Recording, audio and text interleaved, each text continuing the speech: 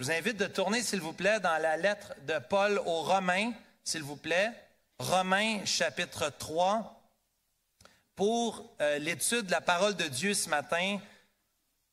Selon plusieurs, c'est un des passages les plus importants dans toute la Bible. Le prédicateur anglais d'Angleterre, Martin Lloyd-Jones, dit que c'est le plus grand passage de toute la Bible. C'est le plus grand passage, le plus merveilleux passage de toute la Bible. Martin Luther dit que seulement les églises véritables croient dans le message qu'on va voir ce matin de l'apôtre Paul dans la justification par la foi seulement. Et je suis content, Marlène, dans ton témoignage, ma sœur bien-aimée, que tu as justement parlé de justification par la foi, parce que c'est de ça qu'on va parler aujourd'hui dans la bonne parole de Dieu pour nous. Avant de lire le passage, vous remarquez sans doute au verset 21 les deux premiers mots qui sont des mots d'une grande importance. Quelqu'un qui a dit que les « mais » dans la Bible sont extrêmement importants. Le « mais Dieu » d'Éphésiens 2 au verset 4 est primordial. Si Paul peut décrire la vie de péché des Éphésiens, autrefois vous étiez morts par vos offenses, vous viviez selon le prince de la puissance de l'air, selon les convoitises de votre chair. En Éphésiens 2, verset 4, il dit « Mais Dieu, qui est riche en miséricorde ». Les « mais » dans la Bible sont importants et le « mais » maintenant qu'on voit dans Romains chapitre 3 au verset 21 est un « mais » primordial car il fait le pont entre la section précédente qui a débuté, on l'a déjà vu, chapitre 1, verset 18, jusqu'au chapitre 3, verset 20. L'homme est perdu, c'est ce qu'on voit depuis les dernières semaines, les derniers mois. L'homme est perdu, l'homme n'est pas juste, l'homme est injuste. Si tu vis assez longtemps sur la terre, tu es d'accord avec moi que ce monde est rempli d'injustice. Les gens sont injustes, les hommes et les femmes sont injustes. Je suis injuste. Je manque à la justice de Dieu. Et la Bible dit que le salaire du péché, c'est la mort. On est tous sous la colère de Dieu, on est tous condamnés à cause de notre péché, l'humanité entière, juif ou non juif. Peu importe d'où tu viens, peu importe ton sexe, homme ou femme, juif ou non juif, on est tous pécheurs. Et l'argument que l'apôtre Paul présente au début de sa lettre aux Romains, il débute avec l'argument à la négative. Il commence avec la mauvaise nouvelle, mais merci Seigneur pour la bonne nouvelle qui commence aujourd'hui dans Romains 3, verset 21. Mais maintenant, il y a un mais. Lisons ensemble Romains 3, versets 21 à 26. Mais maintenant, sans la loi est manifestée la justice de Dieu, à laquelle rendent témoignage la loi et les prophètes. Justice de Dieu par la foi en Jésus-Christ pour tous ceux qui croient. Il n'y a point de distinction, car tous ont péché et sont privés de la gloire de Dieu. Et ils sont gratuitement justifiés par sa grâce, par le moyen de la rédemption qui est en Jésus-Christ. C'est lui que Dieu a destiné par son sang à être, pour ceux qui croiraient, victime propitiatoire, afin de montrer sa justice, parce qu'il avait laissé impunis les péchés commis auparavant au temps de sa patience, afin, dis-je, de montrer sa justice dans le temps présent, de manière à être juste, tout en justifiant celui qui a la foi en Jésus. Que l'Éternel bénisse sa parole dans nos cœurs ce matin. Le « mais maintenant » nous montre ici le pivot dans l'histoire de l'humanité. Si l'humanité est perdue à cause de son péché, Jésus vient racheter les pécheurs perdus afin de leur donner la vie. Ici, c'est la bonne nouvelle, c'est l'argument positif. On va voir trois choses ce matin dans ce merveilleux passage. D'abord, on va voir comment Dieu manifeste sa justice sans la loi, au verset 21. On va voir comment Dieu manifeste sa justice par la foi en Jésus-Christ, au verset 22. Et on va voir dans les versets 24 et 25 comment Dieu manifeste sa justice par la grâce, le cadeau de Dieu dans les versets 24 et 25. Donc, sans la loi, par la foi en Jésus-Christ et par la grâce de Dieu. D'abord, sans la loi, au verset 21, c'est un rappel ici de ce que Paul avait déjà mentionné dans la section précédente. L'homme n'est pas justifié par la loi, c'est-à-dire par l'obéissance aux commandements. Les commandements de Dieu, la loi de Dieu dans l'Ancien Testament, les 600 et quelques commandements ne peuvent nous sauver. Personne n'est capable de suivre toute la loi. Et Jacques nous dit, quiconque observe toute la loi, mais pêche contre un seul commandement, devient coupable de tous. Le standard de Dieu, c'est la perfection. Soyez donc parfaits, comme votre Père céleste est parfait. Soyez saints, car je suis saint, dit l'Éternel. Qui d'entre nous pourrait dire qu'il atteint le standard de Dieu? Dieu ne peut pas, dans sa justice et dans sa sainteté, tolérer le péché. Nous sommes donc pris avec un problème. Et certains pensent, malheureusement, et certains croient que s'ils font le bien, s'ils obéissent aux commandements, bien que Dieu va prendre ça en considération et les accepter au ciel. Mais rappelez-vous ce qu'on a vu au verset 20. Vous êtes dans Romains 3. Regardez juste le verset précédent, au verset 20. Nul ne sera justifié devant Dieu par les œuvres de la loi, puisque c'est par la loi que vient la connaissance du péché. La loi n'a pas le rôle de nous justifier devant lui, mais plutôt la loi a la responsabilité d'agir comme un miroir. La loi nous montre, la parole de Dieu nous montre que nous sommes pécheurs. La loi montre l'état de mon cœur. Et quand je lis la parole de Dieu, plus je lis la parole de Dieu, plus je trouve la laideur de mon péché, plus je découvre le péché dans ma vie. La loi ne sauve pas. Au contraire, elle nous montre notre péché. Et regardez le verset qui précède, une fois de plus, au verset 19. Or, nous savons que tout ce que dit la loi, elle le dit à ceux qui sont sous la loi, afin que toute bouche soit fermée et que tout le monde soit reconnu coupable devant Dieu. L'objectif de la loi, c'est de montrer qu'on est tous coupables devant lui. La bouche fermée, on ne pourra pas se justifier devant Dieu. Je ne pourrais pas arriver et dire, bien, c'est vrai que j'ai péché, mais j'ai fait assez de bonnes choses pour compenser. Non, le but de la loi, c'est de montrer qu'au bout du compte, en fin de compte, on est tous coupables devant lui, condamnés. Et Paul le rappelle au verset 23. Vous êtes dans Romains 3, verset 23. Il répète cette idée. Car tous ont péché et sont privés de la gloire de Dieu. C'est un rappel de la section précédente, où il avait cité dans plusieurs passages de l'Ancien Testament, dans les versets 10 à 18, il avait démontré l'état du péché de l'homme. La loi, les versets dans les psaumes, dans l'Ecclésiaste, dans les proverbes, tout ce qui a été cité dans l'Ésaïe, toutes ces citations qu'il fait dans la section 10 à 18 Dans ta Bible, peut-être que tu vois que c'est comme dans une citation. Hein, il y a une petite tabulation, ça rentre à l'intérieur. Tu vois que c'est un paquet de citations de l'Ancien Testament, mais toutes ces citations sont pour montrer qu'on est tous pécheurs.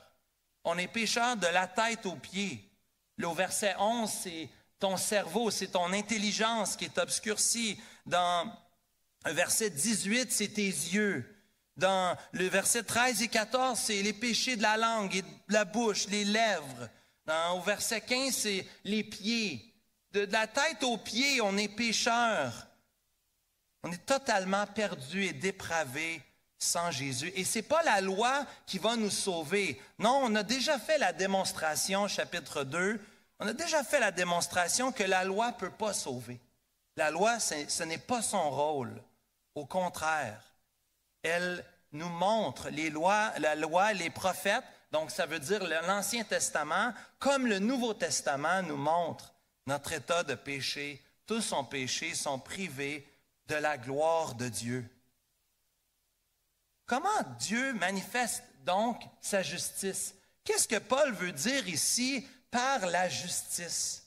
Ce terme est souvent mentionné et répété dans le passage. Si vous avez votre Bible, vous remarquez au verset 21, au verset 22, au verset 24, au verset 25, 3 fois au verset 26, une fois au verset 28 et au verset 30, ce terme justice, juste ou justification, ou justifiant, justifié, justifiera revient dans ce passage. Qu'est-ce que Paul peut bien vouloir dire par la justice dont Marlène nous a parlé il y a quelques instants? La justice ici, ce n'est pas le palais de justice, comme on entend dans notre vocabulaire. Si on a une contravention et qu'on ose la contester, bien, on doit se présenter, hein? On doit être capable de se défendre devant le palais de justice. Mais ici, on parle du palais de justice, des palais de justice, la Cour suprême des cours suprêmes, la Cour suprême de Dieu. C'est ce que Martin Luther posait comme question. Comment je peux être déclaré juste devant Dieu? Martin Luther, c'était un moine catholique qui avait tout essayé par lui-même. Plus il se sacrifiait, plus il était intense dans son désir de suivre les commandements, plus il se rendait compte de sa perdition, de son incapacité. Et il se pose la question, en fin de compte, comment je peux être déclaré juste devant Dieu? Quelle est cette idée de justice ou d'être déclaré juste devant Dieu? Un de mes professeurs de Sembec, René Labbé, lorsqu'il avait enseigné ce merveilleux cours de romain dans la cohorte de Sembec, avait dit ceci au sujet de la justification ou de la justice de Dieu. La justice de Dieu, c'est l'acte légal de Dieu, par lequel le pécheur est déclaré juste sur la base de l'œuvre de Christ, qui a accompli toutes les justes exigences de la loi. La justice de Christ est placée au compte du croyant et ainsi le justifie aux yeux de Dieu. Le pécheur se trouve alors en Jésus dans une position parfaite devant Dieu. Ce que c'est en train de dire, autrement dit, c'est que notre justification nous est imputée. La justice que nous recevons, elle est extérieure à nous. Nous la recevons en Jésus-Christ. Nous étions dans les dettes.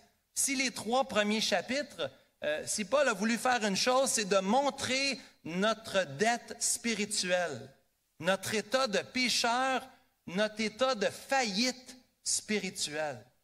Mais si on est justifié ici, si on peut parler de justice devant Dieu, c'est non seulement que nous étions endettés, mais que maintenant, notre compte est à 0. Jésus a tout payé pour nous. Il a tout payé. C'est un acte légal, on dirait fiduciaire. Quand Jésus va sur ton compte à toi et enlève la dette de tes péchés. Le Seigneur Jésus, oui, tous son péchés sont privés de la gloire de Dieu, mais regarde au verset 22. Ils reçoivent la justice de Dieu par la foi en Jésus-Christ pour tous ceux qui croient. Et au verset 26, afin de montrer sa justice dans le temps présent, de manière à être juste tout en justifiant celui qui a la foi en Jésus-Christ. La justice de Dieu qui s'obtient non par la loi, mais deuxièmement, elle s'obtient par la foi.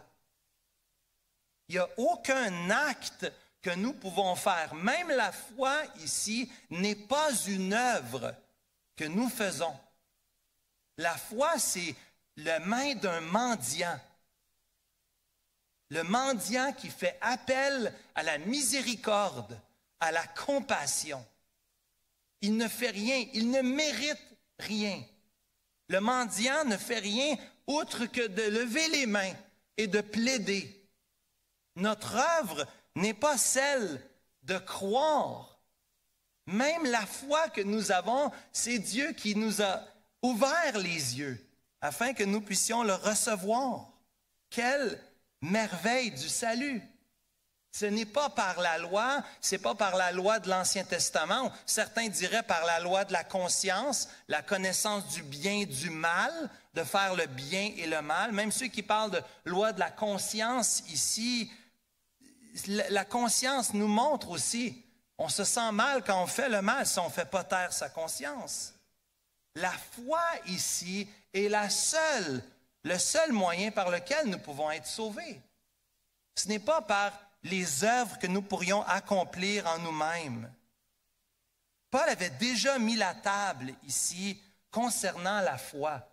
Rappelez-vous Romains 1, versets 16 et 17, un verset qu'on devait mémoriser, que Paul avait dit d'emblée. Je pense que c'est les versets qui résument bien toute son épître aux Romains. Paul il dit, j'ai pas honte de l'Évangile, c'est la puissance de Dieu pour le salut de quiconque croit, du juif premièrement, puis du grec, pour tous, parce qu'en lui est révélée la justice de Dieu par la foi et pour la foi, selon qu'il est écrit, le juste vivra par la foi.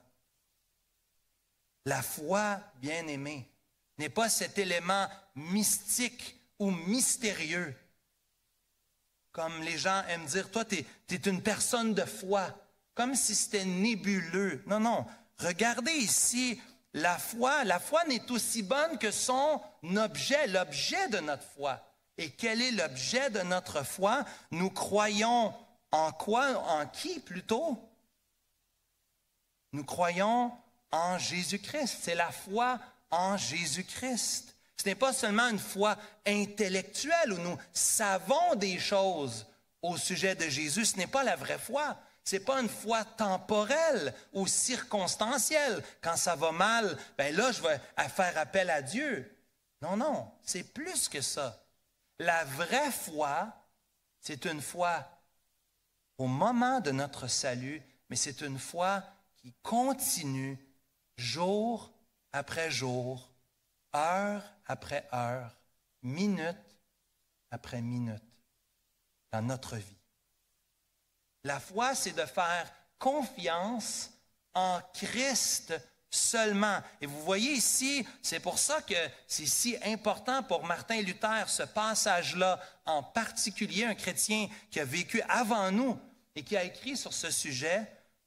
C'est parce que non seulement que nous avons dans ce passage le sola fide par la foi seulement, mais nous avons aussi le solus Christus, c'est-à-dire que la foi est en Christ seulement. Il n'y a de salut en aucun autre. Il n'y a aucun autre moyen d'être sauvé aujourd'hui. Si tu es venu ici aujourd'hui, reçois le message. Si c'est ta première fois ou si c'est ta dernière fois, reçois le message qu'un chrétien, c'est celui qui place sa confiance, sa foi, qui croit en Jésus-Christ seulement pour être justifié devant Dieu. Seulement Jésus peut nous sauver. Jésus l'avait dit lui-même que c'était la clé. Dieu a tellement aimé le monde qu'il a donné son Fils unique afin que quiconque obéisse au commandement ne périsse point, mais qu'il ait la vie éternelle. Est-ce que c'est ça que ça dit? Afin que quiconque croit en lui. Le salut s'obtient par la foi, pas parce que j'obéis au commandement. L'obéissance au commandement vient suite à ma foi en Jésus-Christ seulement pour obtenir le salut. Et c'est ce qui est triste, ce qui est malheureux de l'Église catholique romaine. Il fait partie de notre histoire. On avait des Américains ici qui soutiennent François Turcotte, qui sont venus en visite, une église de la Floride. Et lorsqu'ils nous ont donné un petit coup de main ici, ils ont appris sur le Québec. On a passé du temps, on leur a donné de la poutine, de la roulotte, c'était bon. Ils sont partis pour aller où? Ils sont allés voir l'oratoire Saint-Joseph pour comprendre, mieux comprendre notre histoire. Et notre histoire ici au Québec, c'est qu'il y avait une église qui enseignait un faux message. Que d'être sauvé, c'est pas suffisant de croire en Jésus-Christ, mais aussi il faut acheter des indulgences. Il faut aussi monter à genoux, les marches. Il faut se rendre en haut avec ça. Il faut payer en achetant notre lampion. Il faut faire brûler, il faut payer une messe pour qu'il aille plus vite dans l'au-delà. Des œuvres qu'on a ajoutées au salut.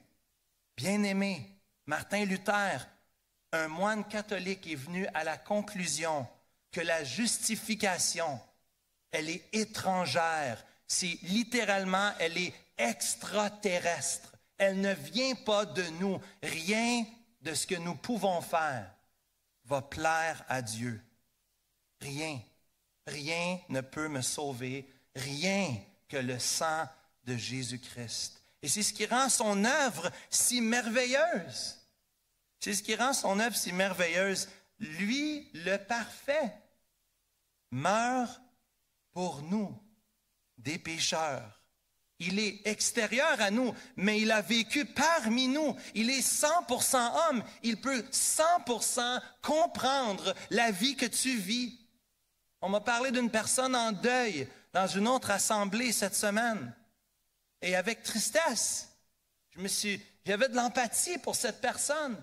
Mais la première chose qui m'est venue en tête, c'est que Jésus comprend ce que c'est d'être en deuil. Jésus comprend la perte. Jésus comprend la vie que tu vis. Ne pense pas qu'il ne comprend pas. Il a vécu ici assez longtemps. Il avait une famille. Il a certainement vu des conflits dans sa famille sans avoir contribué par lui-même. Bien sûr, il n'a pas péché. Certainement, les autres devaient être jaloux de lui. Il ne se faisait jamais donner des conséquences. Peut-être des conséquences injustes qu'il a subies dans sa vie, on ne le sait pas. Dans son enfance, dans sa vie, avec sa famille. Mais Jésus a vécu 100% la vie comme toi et moi. Il comprend ce que c'est. Il comprend ta vie. Et en pensant à cette personne-là, je me disais, Seigneur, tu as compassion. Tu comprends Jésus. Jésus est la source de notre salut. Il est venu vivre ici-bas sur terre. Il est l'objet de notre foi, de notre espérance. Ce n'est pas Jésus plus quelque chose d'autre. Ce n'est pas Jésus plus ta religion. Ce n'est pas Jésus plus le fait que tu es venu au 4902 Saint-Charles ce matin. Ce n'est pas parce que tu es allé à la réunion de prière. Ce n'est pas parce que tu as des traditions, parce que tu as une moralité. Ce n'est pas ça qui va te sauver. Au dernier jour, au dernier jour, lorsqu'on va me poser la question, pourquoi je devrais te laisser entrer au ciel? Je vais dire, c'est certainement pas à cause de moi. C'est pas à cause de moi. J'aurais rien fait pour mériter cela. Si j'entre au ciel un jour, ce sera à cause de lui. Parce que son sang a été versé pour moi. Sa vie a été offerte à ma place. Il a obéi à la loi, à ma place. J'ai aucun mérite. Regarde au verset 27 à 31. Regarde au verset 27 à 31.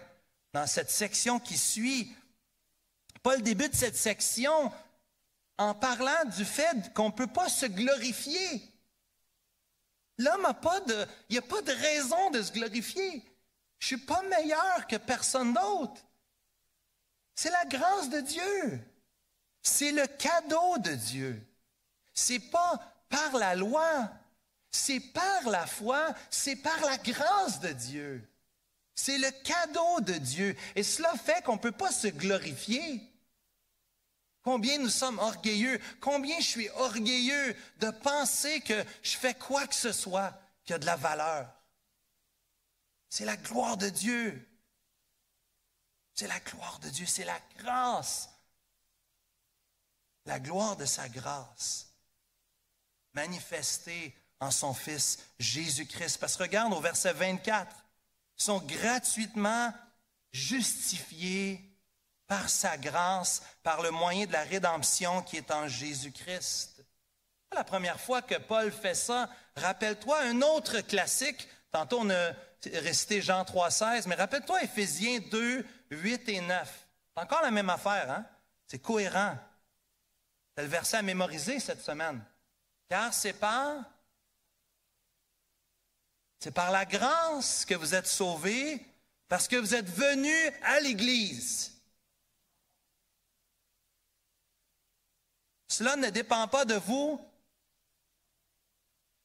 c'est le don de Dieu. Par la grâce que vous êtes sauvés, par le moyen de la foi. Cela ne vient pas de vous, c'est le don de Dieu.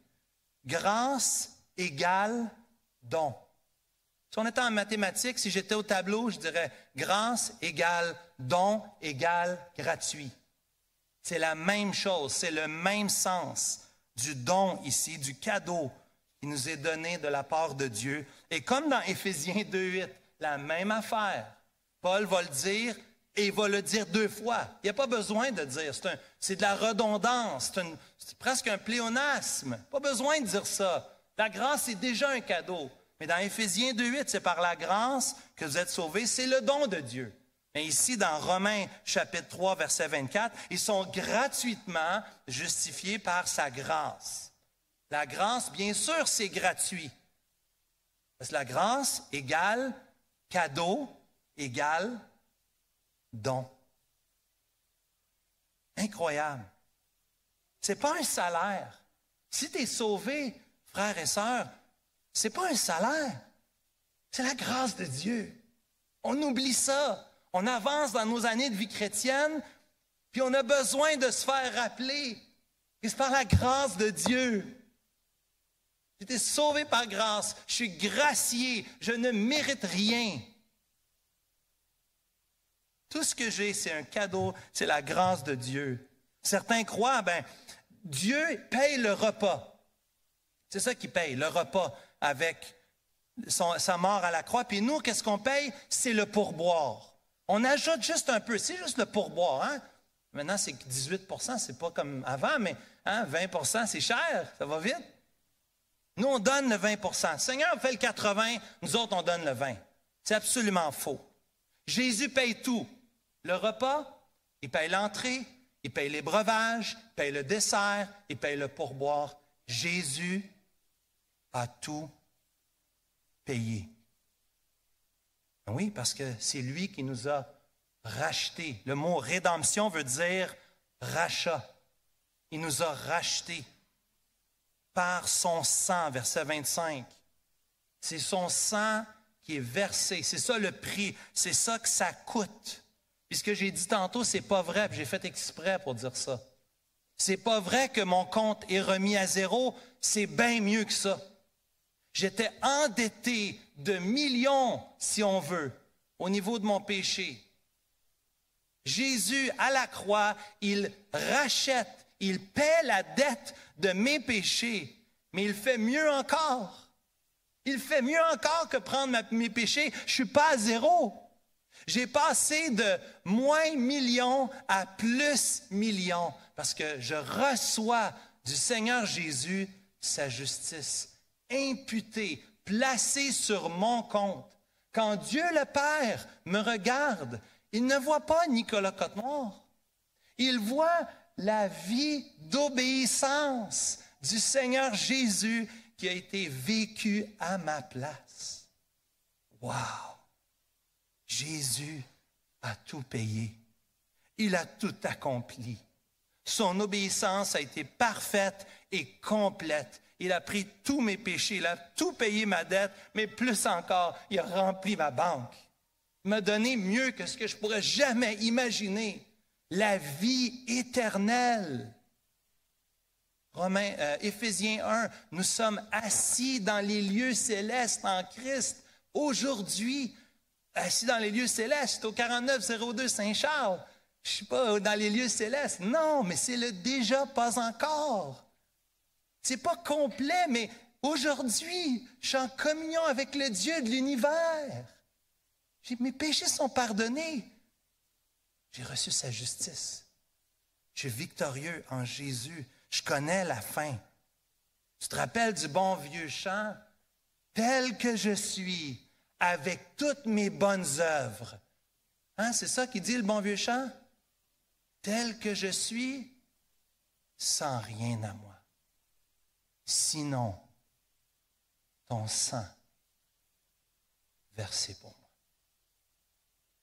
Peux-tu dire ça aujourd'hui avec moi, cher ami? Je ne voudrais pas prendre pour acquis que tu es ici aujourd'hui et que tu peux dire cela dans ton cœur. Que Jésus a pris tes péchés. Il est mort pour toi. Charlot t'a posé une bonne question tantôt. J'ai aimé ta question. Comment la mort d'un homme peut justifier tant d'hommes et de femmes? Une bonne question, Charlot. Tu as déjà pensé à ça? Comment la vie d'un seul peut justifier tous ceux qui croient en lui? Par la foi.